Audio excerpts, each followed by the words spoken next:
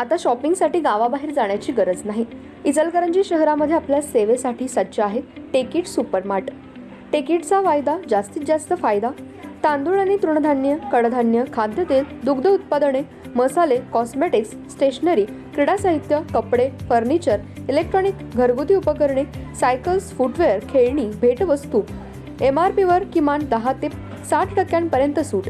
यामध्ये घरगुती वापरात येणाऱ्या टीव्ही, फ्रीज, इलेक्ट्रॉनिक वस्तूवर भरघोस सूट।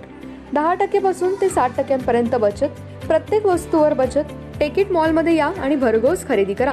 एकावर एक फ्री वस्तू मिळवा। यामध्ये घरगुती उपकरणे, कडधान्य व इलेक्ट्रॉनिक वस्तू मिळण्याचं एकमेव ठिकाण म्हणजे टेकिट सुपरमार्ट।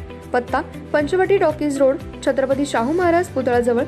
खरेदीचा आनंद लुटा, बाहेर कुठेही न जाता। आजच या टेकिट मॉलमध्ये।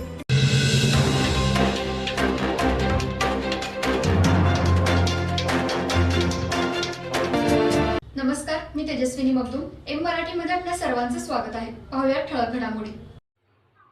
आशा स्वयंसेविकांच्या मोबदल्यात 7,000ची आणि गट प्रवर्तकांच्या मोबदल्यात 10,000 रुपयांची वाढ केल्यास मान्य केलेल्या मागण्यांचा अध्यादेश शासनाने तातडीने काढावा, त्यासाठी लोकप्रतिनिधी म्हणून प्रयत्न करावेत। या मागणीसाठी कोल्हापूर जिल्हा आशा वर्कर्स व गट प्रवर्तक युनियनच्या वतीने आमदार प्रकाश आवाडे यांच्या ताराराणी पक्ष कार्यालयावर मोर्चा काढण्यात आला।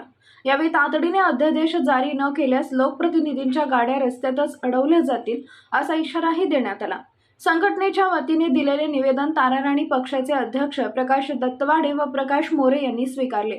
विविध न्याय मागण्यांसाठी 18 ऑक्टोबर ते 9 नोव्हेंबर 2023 या कालावधीत राज्यव्यापी संप पुकारला होता।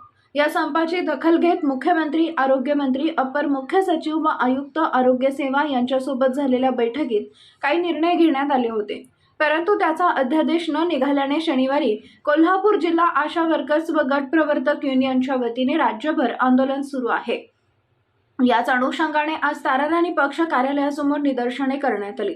आशा स्वयंसेविका व गट प्रवर्तक यांना दिवाळीपूर्वी 2,000 रुपये दिवाळी भेट, आशा स्वयंसेविकांना 7,000 रुपये आणि गट प्रवर्तकांच्या मोबदल्यात 10,000 रुपयांची वाढ करण्यासह गट प्रवर्तकांचा कंत्राटी कर्मचाऱ्यांमध्ये समावेश करण्यासाठी केंद्र शासनाकडे प्रस्ताव सादर करण्याचा निर्णय घेण्यात आलाय। त्याचबरोबर HWCचे मानधन जमा करावे आणि समकाळातील मानधनात कपात करण्यात येऊ नये आदी मागण्या मान्य करण्यात आल्या होत्या। त्याचा अध्यादेश तातडीने जारी करण्यात यावा आणि अंमलबजावणी व्हावी अशी मागणी निवेदनात करण्यात आली आहे।